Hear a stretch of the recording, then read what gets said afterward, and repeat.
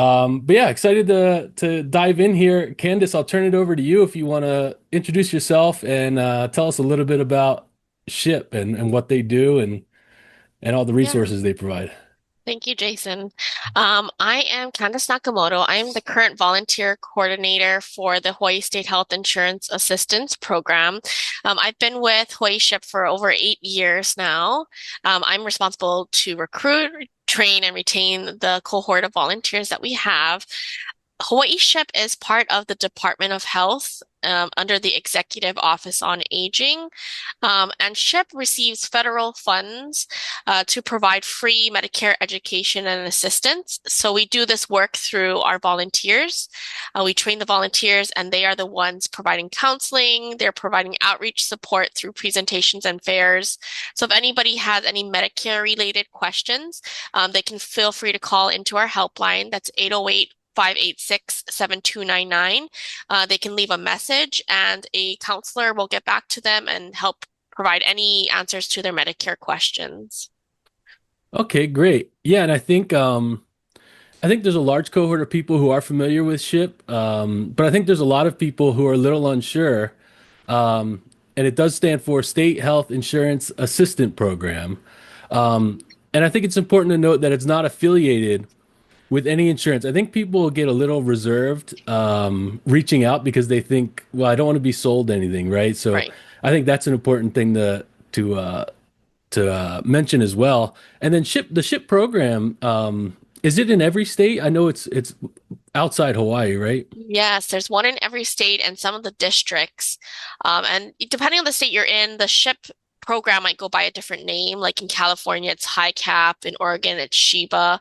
But Hmm. they all do the same things, just by different names. Okay, great. And so some of the services and resources that SHIP provides, you mentioned the counseling, right? So there's that option you can call in or email, and you can go through this one-on-one counseling. What is that kind of like? If you want to just tell us about what kind of questions can be answered, or what is that process like if anybody's interested? Yeah, so if a person is interested in getting counseling, they could either call the helpline or go through the website and place an inquiry. Our response time is less than 5 business days. So I would say a day or two, you would get a call from a counselor. We can do it over the phone, through Zoom, or in person, depending on the circumstance. And basically, the questions that people call in predominantly are either if they're aging into Medicare, maybe they're still working, they don't know if they have to enroll, they're scared about this lifetime late enrollment penalties. So the counselor can kind of assess their situation and provide information, resources on what they can do. Other kind of questions are maybe they can't afford to pay for their Medicare, so it's to see if they're eligible for any financial assistance programs. Really, there's a wide gamut of questions, but that's usually the bulk. Gotcha. And then there's also you folks do a lot of seminar or workshop web, I don't know what you want to call them, presentations, right, on all Right. different things for I see like a lot of maybe senior living communities or different organizations. You guys can provide some different presentations, right? Yes, so we do have around 15 different types of presentations, all based on Medicare and the different topics. So anybody with five or more people can request a presentation. It can be through Zoom or it can be in person. And then we would have two or three volunteers conduct those presentations. Gotcha. And then our neighbor island Mhm. residents, those there's opportunities there as well, right? It's not just a Wahoo centric thing. Right. It's a statewide program. We have volunteers in every county. And typically we pair the inquiries, if it's coming from Maui, for example, with Maui volunteers so they're more aware of the situation on that island. Gotcha. Yeah, and I just want to give a shout out the website. It's hawaiiship.org, right? Yes. And there's a lot of great resources just there if you have questions about Medicare. I feel like if you're a do-it-yourselfer, you don't want to reach out, if you just go to the website, there's a lot of great resources and like I think there's even some different presentations like recordings, right? Yeah, if you go on our blog page, we have some PowerPoints, the recordings of the presentations that you can view. Okay, great. And then you mentioned the volunteering. if somebody wants to get involved, I think it's a great thing. It's from what I've noticed is it's a great community of people who volunteer with SHIP, and I think it's a great thing to get involved if you have some spare time. It really does it makes a difference, and you can kind of see the difference it makes. So if you want to tell us briefly about if somebody's interested in volunteering, how would they go about it, and then the different roles that volunteers have with you? Sure.